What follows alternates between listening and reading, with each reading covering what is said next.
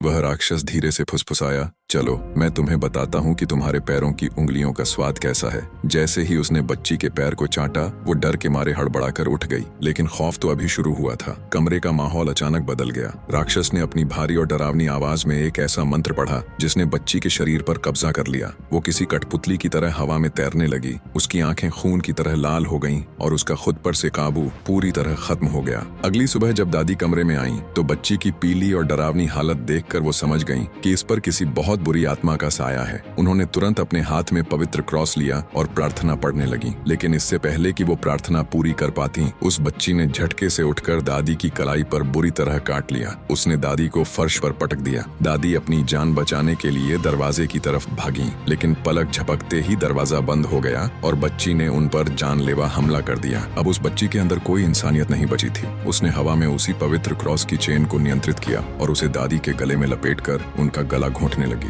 घर की दूसरी महिला यह सब देखकर हैरान और बेबस खड़ी थी। बच्ची ने एक खौफनाक मुस्कान के साथ कहा, चिंता मत करो दादी, मरने में बड़ा मजा आता है। और फिर उसने एक हल्की सी फूंक मारी। दादी हवा में उड़ती हुई खिड़की के मजबूत कांच को तोड़कर सीधे बाहर जा गिरी। नीचे सड़क पर खड़ी एक कार के सामने वाले शीशे पर जब खून से लथपथ लाश गिरी, तो कार के अंदर बैठे पिता और बेटे के होश उड़ गए। लेकिन हैरान करने वाली बात यह थी कि पीछे बैठी उनकी छोटी बेटी इस खौफनाक मंजर को देखकर जोर जोर से हंस रही थी। तभी अंधेरे से निकलकर कुछ जंगली भेड़िए आए और लाश पर टूट पड़े। अगले दिन घर में दादी के अंतिम संस्कार की तैयारी चल रही थी। पूरा परिवार मातम में डूबा था, लेकिन वह सम्मोहित बच्ची एक कोने में बैठकर अपने ही दांतों को मसूड़ों से खींचकर बाहर निकाल रही थी, मानो उसे कोई दर्द ही न हो रहा हो। अचानक छत टूटती है और वही भयानक राक्षस ऊपर से झांकता है। लड़की मुस्कुराते हुए दादी के ताबूत के पास जाती है और उनके मुंह से एक धागा खींचती है, जिससे मृत दादी का मुंह पूरा खुल जाता है। जब वह लड़की अपने डरे हुए माता पिता के सामने आती है और एक शैतानी मुस्कान देती है, तो उनके पैरों तले जमीन खिसक जाती है। उसके मुंह में दर्जनों दांत ठनसे हुए थे,